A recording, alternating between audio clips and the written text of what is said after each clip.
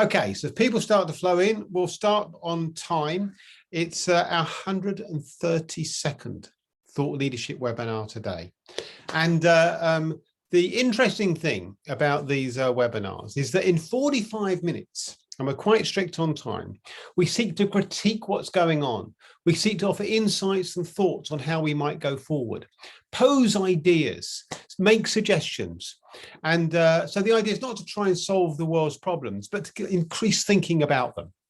And the topic today was actually inspired by one of our panelists, Monica Verma, who said to me that she's appeared on a previous webinar.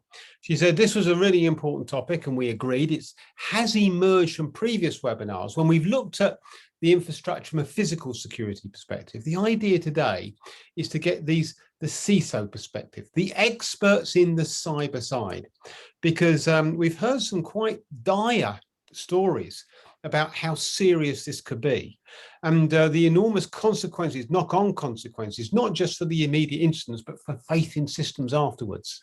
And so we thought we'd get three experts in to talk about their views. So in a minute, as is normal, I will invite them all to introduce themselves.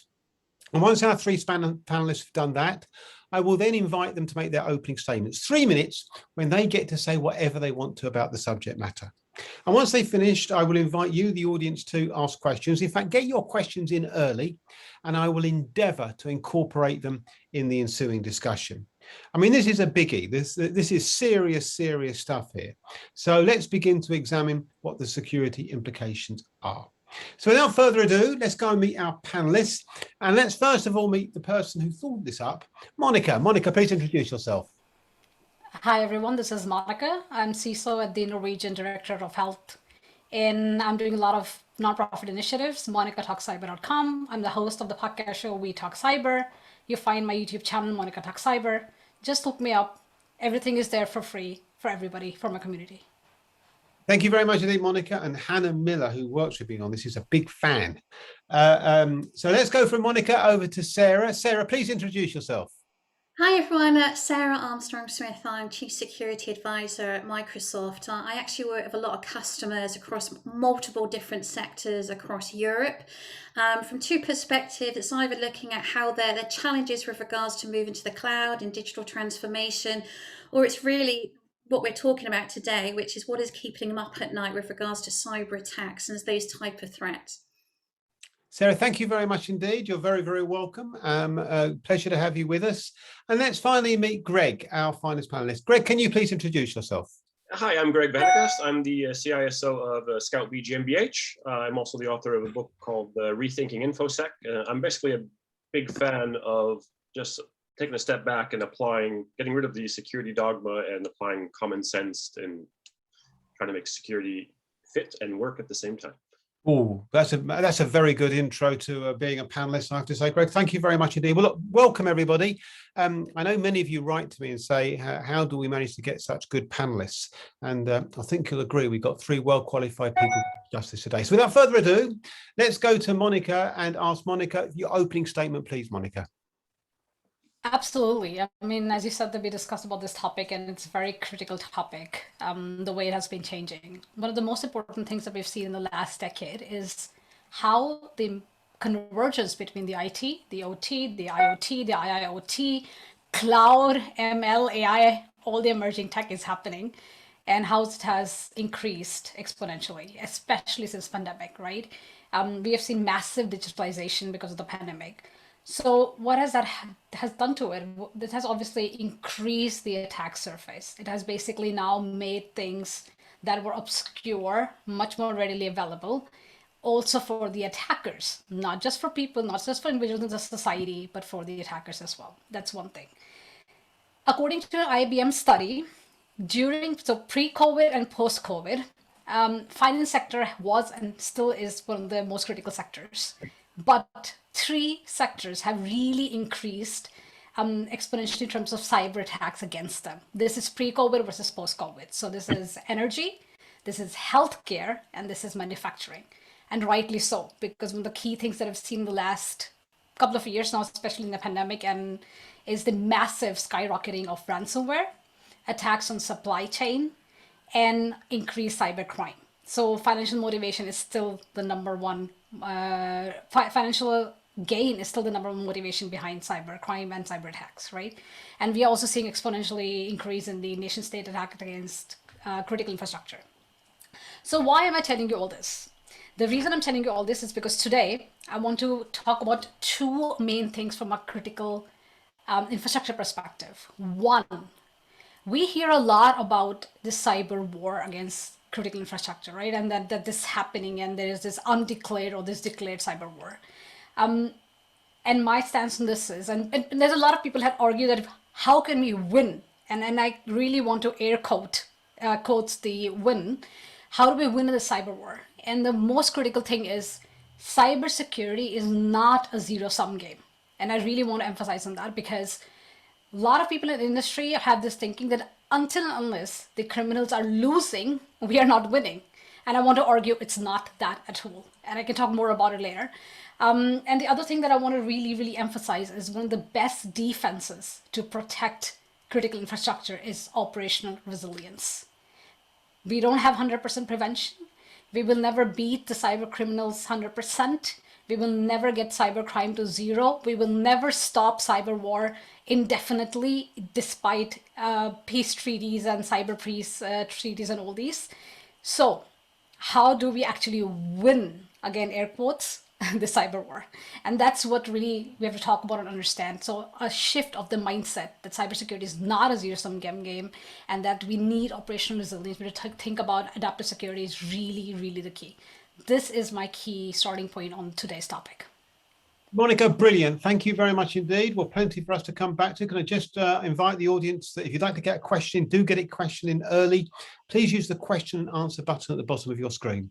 Okay, thank you very much indeed. Let's go to Sarah. Sarah, your opening statement, please, Sarah. Yeah, thanks, Martin. So I want to take, first of all, just address what Monica was saying with the type of cyber attacks. So I think it's fair to say a lot of the type of attacks that we see are nothing new. We talk about phishing, ransomware, and these type of things. But actually, over the last 6 months, maybe 12 months, we've seen a real recklessness with regards to the type of attacks and their willingness to go that one step further. So we're talking about ransomware, we're talking about nation state attacks and those type of things.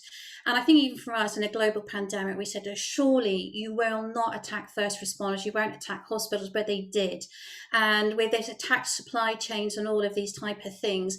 And they're almost kind of seeing just how far they're willing to go, what's going to happen next. But I think on top of that as well, we've seen a real emphasis around disinformation and fake news, particularly on the run up to the general election, COVID preparedness, the safety of vaccines. A lot of this, when we're talking about critical infrastructure, is all about destabilizing public confidence in government and services and those type of things. And I think we talked a lot about that kind of prevention of attacks, and the best defenses in the world, you are still going to be attacked. So I think one of the mindset shifts that we got to think about is number one is assume compromise. Now, with all these tools and technologies and these investments, you have to assume someone can get into your network, they can get access to your data.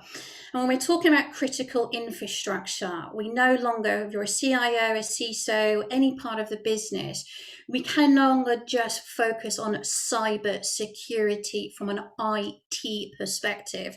As Monica was sort of saying, we've got to think about IoT, the OT, industrial control systems. But when we then kind of overlay this use of augmented mixed reality, artificial intelligence, I'm talking about true artificial intelligence as well. So we're actually growing this huge, massive ecosystem of interconnected smart technologies. And as much as opportunity that it provides for businesses, that increases the attack vector and ability to get access into all of these systems and data exponentially as well. So it's just really something to be mindful of. And really the objectives from the attacker's perspective, we talked about some of it's extortion, some of it's espionage, but we've also got hacktivists as well. So the will and motivation of the attackers is different. So they're not always motivated by financial gain. They're motivated by a lot of different things, but their objective is clear. So their objective is to get access to the network and get access to the data. And they don't really care how they do it, really, to be honest. So as Monica was sort of saying, there's twofold. So one of them is, the preventative controls is one thing. How do we prevent them from getting access? And after we sort of said they'll use any which way in, but also then how do we prevent them or slow down the attack in terms of that lateral movement, elevation of privilege, their ability to exfiltrate data? And if we assume compromise, therefore, how do we detect and respond as quickly as possible, but also recover? But my final point really that I just wanted to end on is that we have to stop this victim blaming and ambulance chasing that we seem to love doing in cybersecurity, and picking holes in cyber defences, even though we don't know anything about the defences. The emphasis has to be on the perpetrators themselves. And we talk a lot about it's very difficult to have to attribute on a specific attacker. But I think there's a lot of emphasis that we need as an industry to put back onto government in terms of sanctions and those type of things. I'm going to leave it there, and I'm going to hand back to you, Martin and Greg, to get his opening thoughts. Absolutely brilliant. Thank you very much indeed, Sarah. Really good thoughts there. Okay, well, just to say to the audience, if you'd like to ask a question, please use the question answer button at the bottom of your screen. Do get your questions in early, and I'll endeavour to incorporate them after we've heard from our third panelist. Greg, can we have your opening statement, please?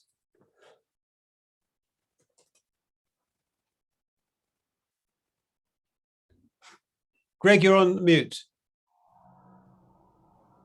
2020 and 2021 words of the year. Sorry about that. I don't really have a prepared opening statement, but I quite enjoyed what Monica and Sarah said. I agree with a lot of it. ScoutB does supply chain discovery. So we help organizations, especially manufacturing, find, improve and make their supply chain more robust. So it's kind of relevant for that. So resiliency is definitely a point, and you can have resiliency beyond just the cyber factor. There's a lot of points at which you have to consider how breaches happen. I don't have a tremendous amount of experience in critical infrastructure, but the root causes tend to be the same. I don't know about attribution, if I'm honest, because to me, the best defense is always defense. We have been historically incredibly bad at actually running information security programs that are effective. And it's absolutely possible. And at that point, it's basically like the attackers are throwing pebbles up against a tank. It just bounces off. It doesn't do anything. And that is as good a deterrent as any, I think. So to me, it's still about designing, systems, platforms, architecting them properly, processes, to really consider security every step of the way. Okay, thank you very much indeed, Greg. So let me come back to each of you, just a point of clarification. Monica, let me come back to you first. When you talk about operational resilience, Monica, to what extent is the cybersecurity world, dependent on the physical security world to do a good job on this? Or to what extent is this really just a cyber issue? Cyber attacks a cyber issue. Monica, when you talk about operational resilience, to what extent does it step into that area? Monica, you're on mute. Just realized. Yeah, so they're very much interconnected, especially now with the convergence that has happened over the last years, and it's going. And the fantastic example is Colonial Pipeline.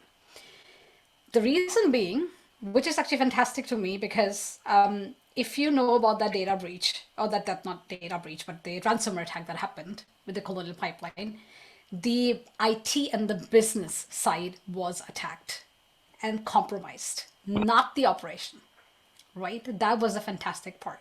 I mean, you're seeing what Sarah mentioned, and that was one of the points that I was saying, that because of this convergence, the attack surface has gotten so large and complex that now the dependency is so much that attackers don't need to actually go to the less accessible or previously less accessible OT, operational resiliency systems or parts, but rather just attack the IT to be able to have a huge consequence and impact on the organization and the society and national critical infrastructure and so on.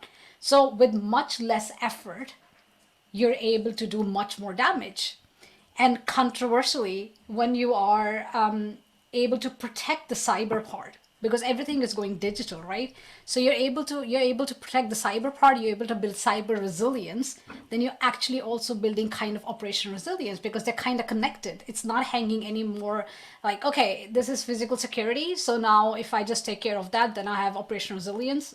Not anymore. So you have to think of the digital security, you have to think of the cyber security, because the resilience there will be, and is a big part of the operational resilience. And going back to one of the important things here is that it's, as I mentioned before, 100% security doesn't exist. Even having all the preventive controls is not going to help. And one of the biggest things in critical infrastructure is that we are not just protecting data. Confidentiality is not the biggest problem. Availability and integrity is the biggest problem. What happened with the Florida water supply chain attack, where the water was the one of the chemicals was changed. I don't remember the name of the chemical, but it became like kind of poisonous water. You didn't want to drink it. It was detected on time. So that was the integrity case. With this whole Colonial Pipeline, it's the availability case. I mean, you don't want to be in a situation where you're saying, you know what, the patient died, but their data was secure, right? I mean, that's not what we want. So we kind of have to think and understand that they're very much interconnected. When you think of operational resilience, you have to think of cyber resilience, and other way around. So they kind of go hand in hand today with the extensive large attack surface that we have, and we need to focus on availability and integrity even so more than we did before. And it's not just about data leaks anymore. Okay, thank you very much indeed. So let me come to you and just ask you about this point that, in fact, it's interesting Monica should raise it, because when you were talking, you've made the point that, of course, the surface area, the sort of interconnected systems means there's much more to attack. And I just wondered, what is interesting for us who are not in the world of cyber is it just seems perhaps that it's presented sometimes as an unqualified good. We know from IoT that there are lots of weaknesses, but you sometimes get the impression that this is all so good and so strong, and we can defend it. To what extent are we justified in feeling safe that the national infrastructure, and maybe big businesses like yourselves, are safe from being attacked? Because it's not just them, isn't it? Knock-on consequences for the public are enormous. Sarah, your thoughts? Yeah, let me talk a little bit then about Microsoft, and we're talking about critical infrastructure, and I think we need to be mindful as well is that when we're talking about critical infrastructure, digital infrastructure is actually critical national infrastructure as well. As Monica was saying, we're critically dependent on digital services, the internet, and particularly with more people working remotely, with hybrid working, we've got all of these different technologies. So let me give you a little bit of an insight with regards to what Microsoft does. I think that would be quite interesting. So when we talk about the cloud, let's say, so every single day, Microsoft actually collects, processes, and analyzes over 8 trillion telemetry signals. Now that's coming from all the cloud platforms, that's coming through endpoints, that's coming through Bing search requests, even from Xbox. And actually, the more data that we gather, so this is constantly more and more data that's being gathered. We're then running huge amounts of machine learning, analytics, really trying to understand what's going on. So we're getting a lot of information from a purely technology perspective. The technology on its own doesn't give us the context about what's going on. So we then have to overlay the human intelligence, if you like. And that's really trying to see what is new, what's different in terms of these type of campaigns. So we're used to kind of seeing maybe Patch Tuesday, that's been running for a lot of years, with Microsoft doing updates and those type of things. But actually, just to create a patch, actually there's an incredible amount of work that has to go in. So you actually have to deconstruct the malware. And just like any virus that we're talking about, the global pandemic, a malware is normally a variant on something we've seen before. So every time you patch something, you bring out an update, then the attackers will adjust it slightly to try and get through, as we said, to try and get through the defenses. So we're trying to turn a lot of this into actual intelligence and automatically block those known threats. But as we've seen, again, in the last sort of 6 to 12 months, we've seen a big increase in zero-day attacks, particularly from those nation-state attackers. And I would sort of say zero-day attacks are incredibly rare. They're incredibly hard. Actually, you need a lot of resource, time, and effort to do it. But I think it just shows you two things. I think is one, how good the defenses are becoming with regards to these blocking, the speed of blocking these known threats and those type of things. So actually, it forces, therefore, the attackers to think and act differently. And this is what I was sort of saying, is they'll find any which way in. So the most common attacks we're still seeing continue to be phishing, credential thefts, those type of things. Social engineering, well, they're trying to get people to give up their credentials unwittingly. We're seeing a massive increase in fake domains. Even Microsoft, we have a huge number of fake tech support domains and those type of things. So from an infrastructure perspective, there's a huge amount that goes into securing the infrastructure, the background of that infrastructure. But there's still a lot of emphasis, because no matter how much effort and everything we put into the cloud and securing the cloud and the infrastructure, and that will go as well from other industries, you are still accountable for your risk. You're still accountable for your data, and you're still accountable for what your users are doing with that data. So you need to kind of think about it from an attacker's perspective. How interesting, how valuable is that data in the wrong hands, and therefore what do I need to do to protect it? So as much as we're talking about protecting infrastructure, we also need to protect the data, and we also need to protect the people who are accessing that data as well. So it's kind of multifaceted in essence. Thank you, Sarah. Very interesting observation. Greg, let me come to you if I might. And I want to come to the first question, Greg, which is, I'll ask this of you, then I'll come to Monica and Sarah for a brief comment if I might. But Glyn Kitteringham, a former panelist actually, has asked the question, given the constant IT failures broadcast on a daily basis in the media, as well as the likely IT failures that are not reported to the media, what should the IT industry do to show they are capable of protecting the critical national infrastructure? It's a thought leadership question, a critique of what's going on. Greg, your thoughts? I totally agree with that. I think with the last 20 years, we've been doing an absolutely terrible job securing stuff, and spending is up and up and up and up. And the body count is going up and up and up, and the result, things are just worse than ever. I think there's this very siloed mentality in security. It needs to become more about the business, think more critically. We have a slight obsession about standardizing things, standardization, when we're actually in a field where to be effective, you need to be incredibly nimble and mentally agile and think things through on the spot. And the last 5, 6, 7, 8 years, I've been creating frameworks where I'm trying to harness, how can I actually make sure things are built securely, the processes are good, it's aligned with the business, it's not holding the business back, things get followed, and the methods that kind of solutions that I'm finding work are not at all what the kind of information security industry standards and dogma are. So I tell people, I specifically hire very junior people because they've not been indoctrinated in this approach that doesn't work, but it is possible, but we have to really shift our thinking. And sometimes it's incredibly simple. We've really overcomplicated the hell out of a lot of things. And I love the Monica mentioned it. I think it was you, Monica. The water treatment plant in Florida, where they basically got in and they just cranked the value of, it was a kind of salt to clean the water or to sterilize the water, and they just cranked the value to a lethal level. Well, why was that value permissible in the first place?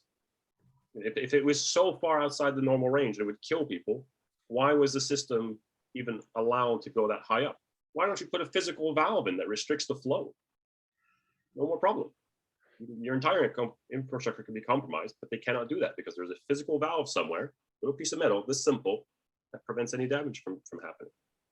Think things through more holistically. Greg, one of the things you said there, which has cropped up on previous webinars, well, you could explain what you mean by the problem of siloed mentality. It's very siloed. I feel like most information security organizations tend to be structured more or less the same way, with the same types of roles. People follow the same approaches, despite the fact that they have wildly different businesses, different priorities, different cultures, different skill sets. organizational structures, all this stuff. And it tends to be very much about, SecOps and security does this, security does that. When I know very few organizations, security organizations, where they actually go and find out what's the business doing, who does what, what's important to us, what's strategically valuable, where is our revenue coming from. Most heads of InfoSec, you ask them what finance platform the company uses, and they don't know.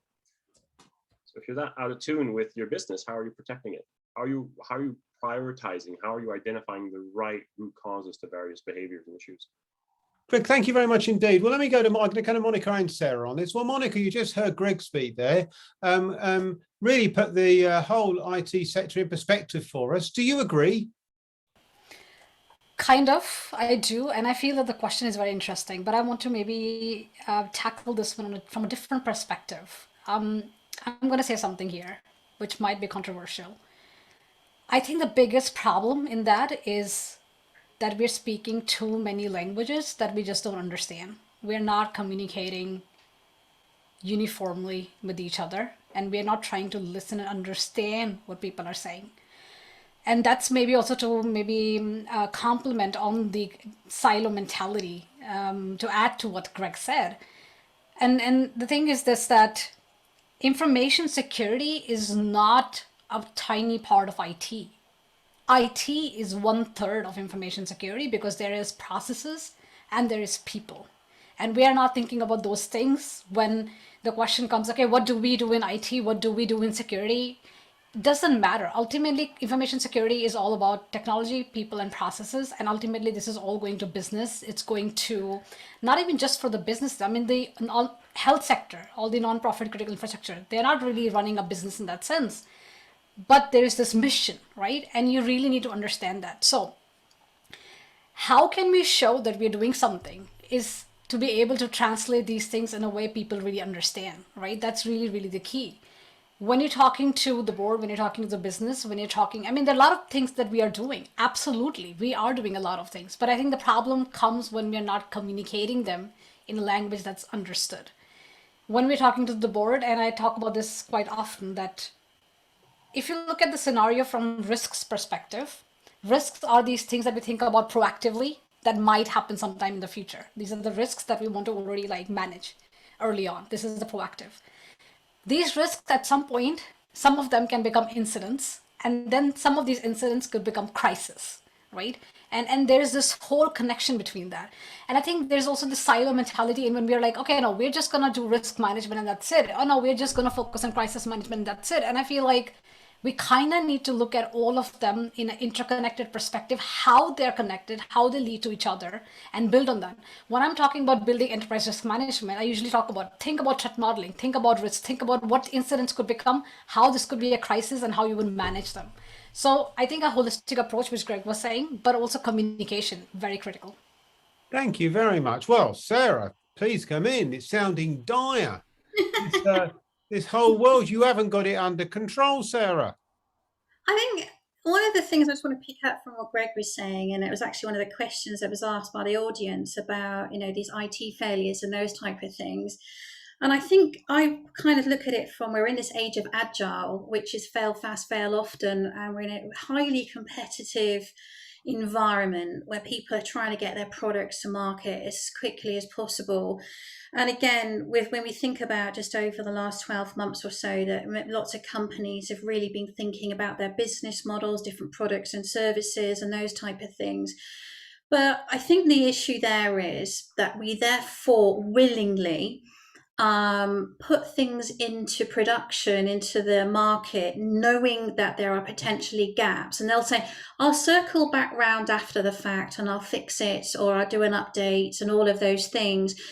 But as Greg was sort of saying, is the problem is, unless you understand the impact of that, what that actually means, because something, I'll fix that later, could actually mean the difference between a massive safety risk, a cyber attack, a security incident, a supply chain, all of these things, because we're not thinking through the repercussions of these things. And as we know, and even from our experience, we say time and time and time again, patch your systems, patch your systems. And every time we release a patch, there's a delay. There's a massive delay between getting the patch out and getting the update done, because we kind of have to appreciate that actually it's not an easy thing for companies to retrospectively test and patch, as particularly when we're talking about legacy.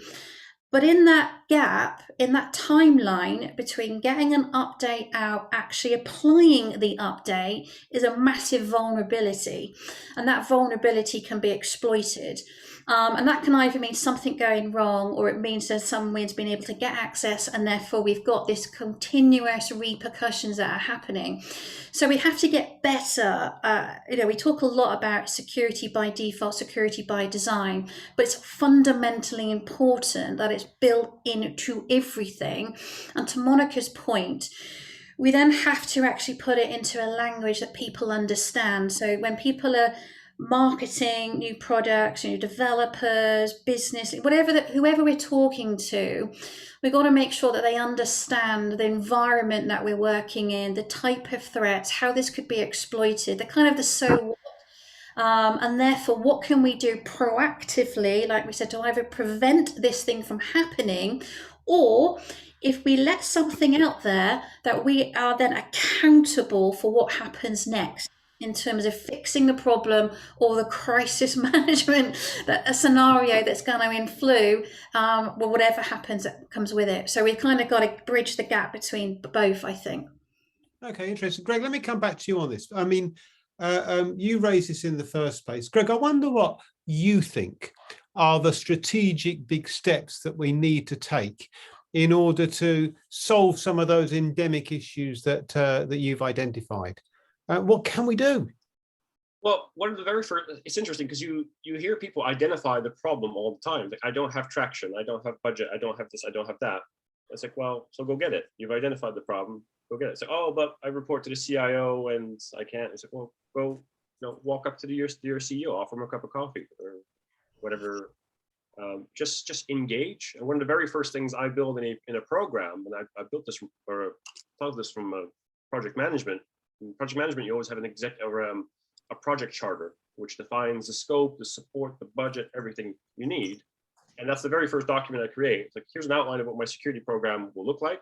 I'm going to have this dealing with product. I'm going to have this dealing with operations. I'm going to have this dealing with cultural issues, education, blah, blah, blah. But the very top layer is an executive charter. This is our mandate. This is the level of visibility, control, authority I need. And you're signing off on it, Mr. CFO and COO and CEO. And that's the very first thing.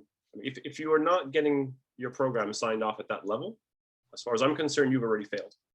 You need that level of buy-in. And then once you have that support, you can really start influencing things. And I think it's really, there's a lot of negativity in security.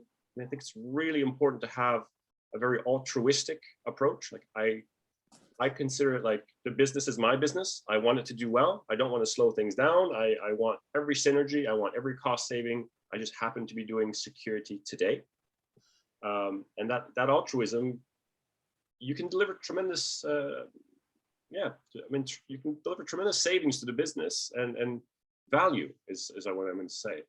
So at Scoutbee, this has gone so far that we've moved IT to report into security, because we want to make sure the systems are built right in the first place. So like a perfect scenario with Sarah was saying, so many companies struggle to patch because they don't have the outage window. They can't take systems down. They can't do all these things. They need to do testing first because they're unsure. Things aren't maybe documented. There may be adverse effects. These are all things that you can design in. If you build the system considering what the business needs to do with it and how it will have to be maintained from a security standpoint, then you use digital twins. You make sure that you have outage periods where you can swap over to another system. You build that maintainability into it, and then it becomes, you patch out, load it, goes down, switch back to the second system. We'll test and we'll figure out what. And 99.99% of the time, it's fine. Microsoft's engineered the patch right, and you can just deploy right away. So there are ways of optimizing things, but you have to go all the way upstream. You have to start really at the beginning, and that requires influencing. Well, I was just about to come pick you up on that. I want to just very, very quickly, if you don't mind, Greg, so I want to move on to the next question. But on that very point, I was actually going to ask you about it. I wonder how many CISOs would feel that they have that sort of access to get that sort of support, or indeed anyone in charge of this IT. I mean, my sense is it's not as high as it needs to be. In fact, it might be quite low. I'm guessing here. I don't know. Would you agree or not? I think in most cases, yeah, it's not. But people are people, and engagement has absolutely nothing to do with your org chart or your reporting line. So okay, yeah, okay. What you need to do. Okay, well, look, fascinating. Let me move on, though. Monica, I'll come back to you. Peter Trim is beginning to sort of think about solutions here. You spoke about convergence and integration, and we've heard interoperability, and in my world, enterprise security risk management, the whole thing about coming together, and you've all spoken about these in various ways. Given that that is a problem in some senses, is there a way of separation, network separation, a possible solution? I mean, have we gone too far, Monica, with this? Is there some sort of headline thought you can give us about it? I'll come to Sarah and Greg on the same question, if I might, straight after. If you'll be fairly concise, Monica, because I want to get another question in. Network segmentation is one of the important parts of the entire solution, a very important one, but it's not the only solution. And the reason I say that is because information security, as I say, I want to repeat it, it's people, process, and technology. It's not just technology. So when you think of, very concisely, if you think of the whole, as I said, risk management, incident management, and crisis management are connected. You have to understand them holistically. And when you think of all the three aspects, you have to think of both technology, people, and processes and how they come together. Just a very quick example of if a cyber attack is happening, and coming back to the point of what I said, it's not a zero-sum game. So to win, in air quotes, if we are able to detect a cyber attack as early as possible with the least time that they've been in the network, while having network segmentation in place as a preventive control, but also be able to, in your response, have adaptive controls in place where you can have further segmentation during an ongoing live attack to ensure that the most critical parts of the infrastructure don't get affected, and you're able to adapt and you're able to respond in that sense by adaptation, then you're already winning in that sense. And I believe there's a lot we can do, and that goes to say also how to build an operational resilience, because the point is really not to have no damage, no consequence, zero. But the point really is to be able to protect what for you is the most critical thing, what for the society is the most critical thing, and focus on that rather.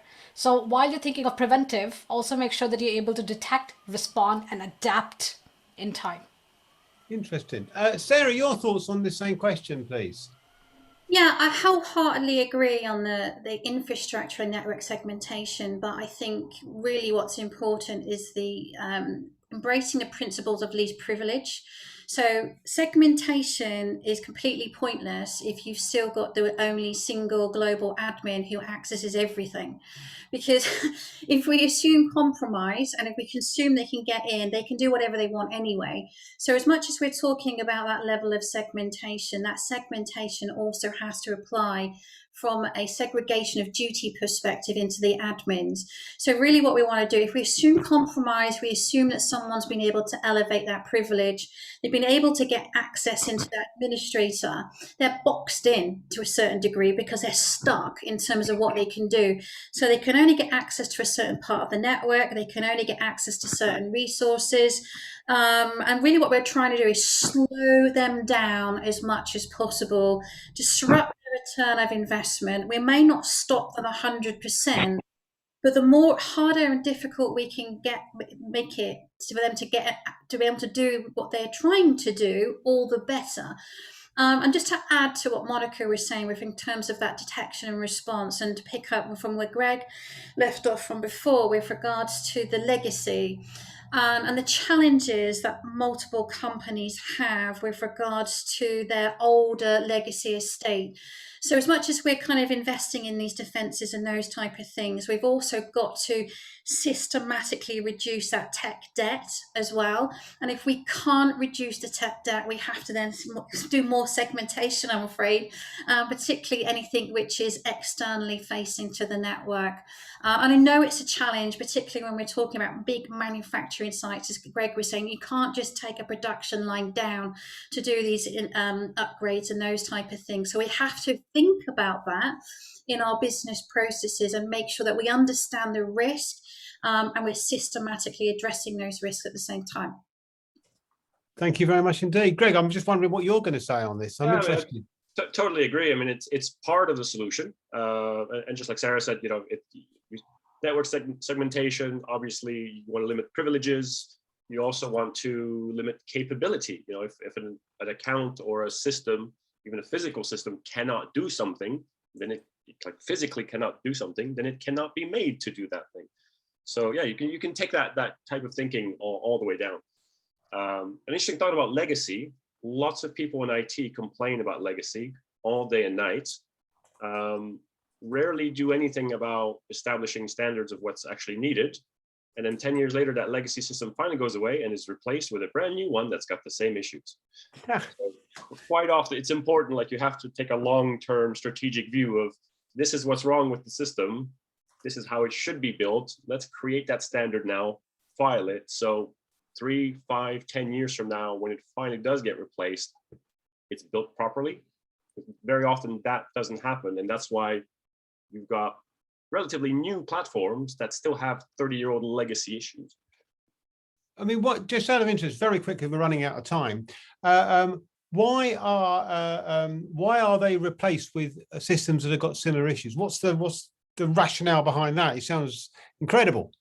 Well, it's simply because the considerations for maintaining them from a security standpoint aren't raised at the design phase.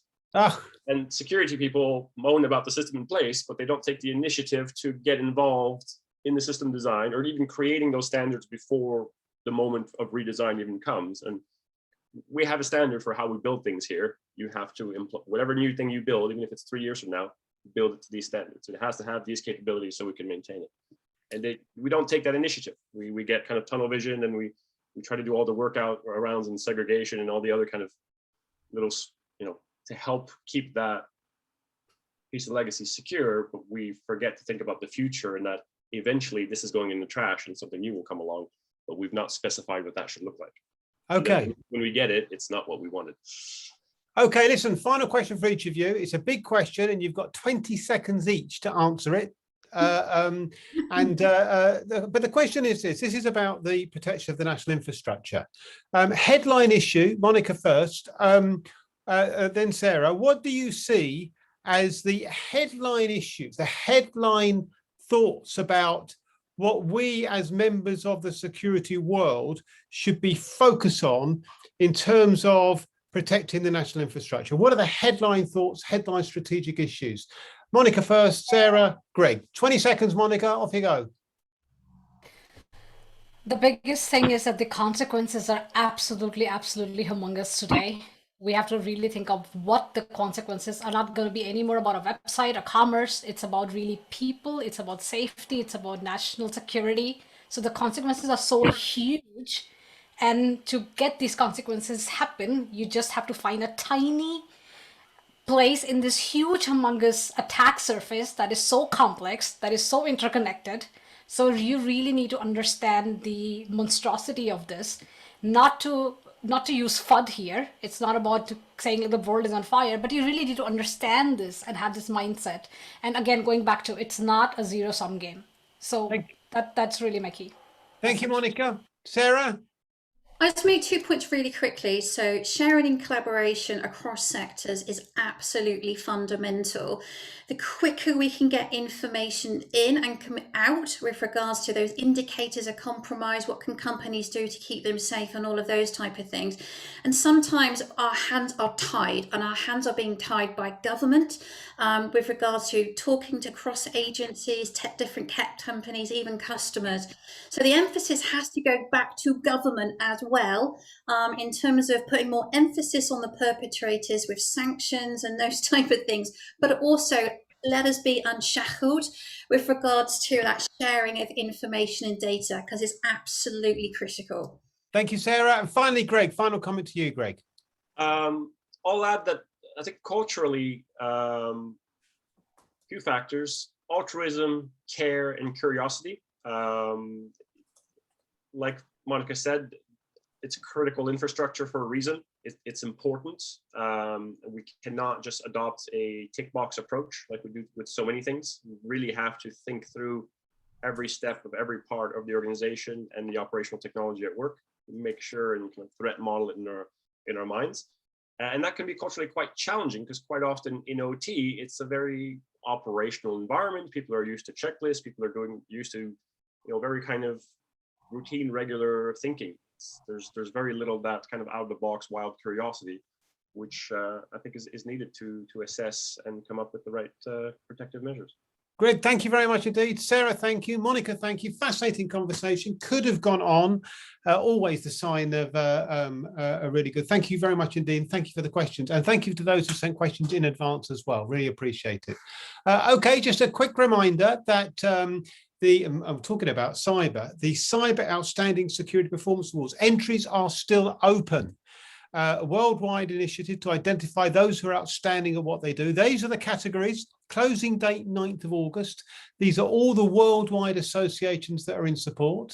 Maybe we should get Greg, Sarah, and Monica to enter. Fantastic opportunities here for those to really, really, really important. This ethically based on good principles, worldwide. Let's really find out those who are doing it, creating a level playing field. Cyber OSPAs, the cyberospas.com. Go and have a look, please, and enter 9th of August. The OSPAs are open in Germany and Norway, but not for much longer. Goes in Monday in Germany and in Norway on the 16th of August. Australia, Romania, and UK are also open. Techers are open, also closed Monday. Tackling Economic Crime Wars. You get your entries in early. Just say we go through it all over again next Thursday. And the topic then is what is meant by profit protection? And is anyone really doing it? So a lot of talk about that. Lodge Services supporting that one. Look forward to that conversation. So thanks once again to our panel. Thank you to you, the audience. Thank you in the background to Hannah Miller, who's helps me with the technology and much else. Hopefully see you next Thursday, if not before. Don't forget, a copy of this webinar and a blog on what they've been saying will be on the website tomorrow. Listen, until we meet again, wherever you are in the world, stay safe.